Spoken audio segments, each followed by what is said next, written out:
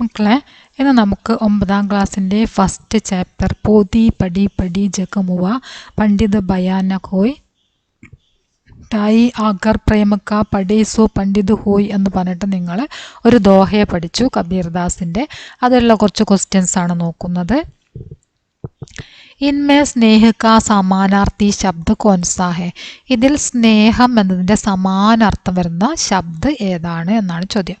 പ്രേം, पोदी पड़ी पड़ी जगमुआ पंडित बयान होई टाई अक्षर प्रेम का ले टाई आकर प्रेम का प्रेम.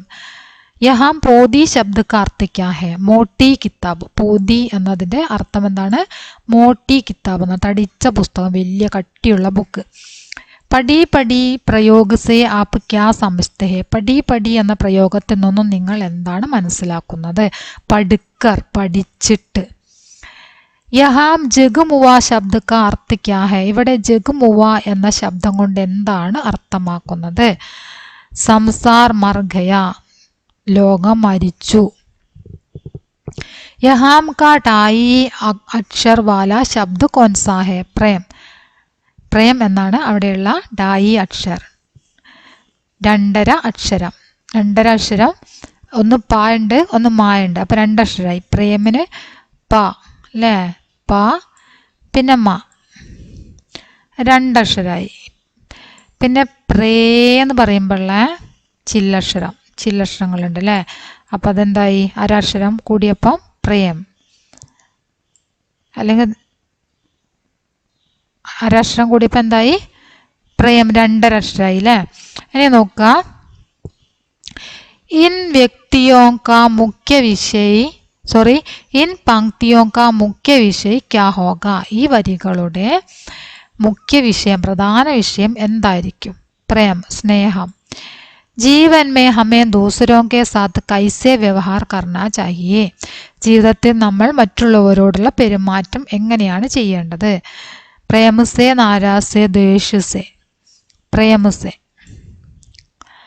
അടുത്തത്, हम अपने माँ बाप के साथ दोस्तों के साथ प्रेमपूर्ण व्यवहार दिखाते हैं तो हमें कौन सा अनुभव होता है?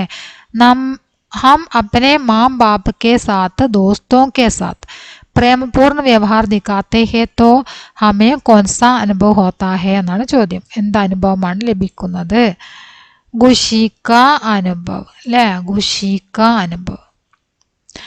मोदी पड़ी पड़ी जगमुआ पंडित बयान होई टाई अक्षर प्रेम का पड़े सो पंडित होई. കബീർ അപ്പനെ ഇസ് ദോഹയ്ക്ക്, അതായത് ഈ വരികളുടെ ആശയമാണ് പറയുന്നത്. കബീർ അപ്പനെ ഇസ് ദോഹയ്ക്ക് പങ്ക്തിയോ മേ പ്യാർ കാ മഹത്വ പ്രകട കർത്താ ഹെ, കബീർദാസ് ഈ വരികളിലൂടെ സ്നേഹത്തിന്റെ മഹത്വമാണ് പ്രകടമാക്കുന്നത്. ഉൻകാ കഹന ഹേ കി, അദ്ദേഹത്തിന്റെ അഭിപ്രായമാണ്, മോട്ടി മോട്ടി കിതാബേ പഠിത്തേ സംസാർ മേ കിത്തനെ ഹി ലോഗോ കോ സിന്ദഗി ബീത്ത് ഗയി, വലിയ വലിയ ബുക്കുകൾ മാത്രം പഠിച്ചുകൊണ്ട് ജീവിതത്തിൽ എത്രമാത്രം ആളുകളാണ് ഈ ലോകത്ത് ജീവിച്ച് അവരുടെ ജീവിതം അവസാനിപ്പിച്ചിട്ടുള്ളത്. ജീവിച്ച് മരിച്ചു പോയ ഒരുപാട് പേരുണ്ട്. ഐസേ പുസ്തകേ പഠിത്തേ രഹിനെ സേഹി കോയി ബി അസലി വിദ്വാൻ ബൻ സക്ത, ഇതുപോലെയുള്ള പുസ്തകങ്ങൾ പഠിച്ചത് കൊണ്ട് മാത്രം ആരും തന്നെ വിദ്വാനാകുന്നില്ല. യദി കോയി പ്രേം യാ പ്യാർ കാ മഹത്വ അച്ചി തര സമജ് ലേ തോ വഹി സച്ചാ ജ്ഞാനി ഹോഗ, ആരാണോ സ്നേഹത്തിൻ്റെ മഹത്വം നല്ല രീതിയിൽ മനസ്സിലാക്കുന്നത് അയാളാണ് യഥാർത്ഥത്തിൽ ജ്ഞാനിയാകുന്നത്. ബിനാ പ്യാർ സേ ജ്ഞാൻ നഹി ഹോഗ, പ്യാർ കെ ബിനാ കോയി ജ്ഞാനി ന ഹോഗ, സ്നേഹമില്ലാതെ ഒരറിവുമില്ല.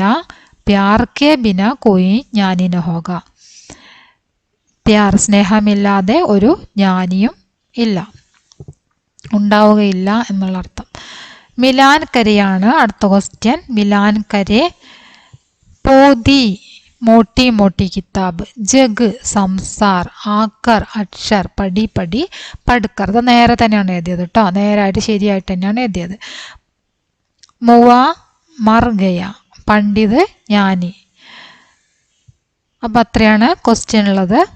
നന്നായിട്ട് നോക്കിയിട്ട് പഠിക്കുക. ഇത് നിങ്ങൾക്ക് എക്സാമിന് വരാൻ സാധ്യതയുള്ള കുറച്ച് കാര്യങ്ങളുണ്ട്. അതുപോലെ മിലാൻ കരയൊക്കെ ഒന്ന് ശ്രദ്ധിക്കുക. അതുപോലെ തന്നെ ഫസ്റ്റിൽ കുറച്ച് കാര്യങ്ങളുണ്ടല്ലോ, പടി പടി പ്രയോഗ കാ ആപ്പ് സമജ്തേ ഹേ മോട്ടി കിതാബ് ഇതൊക്കെ.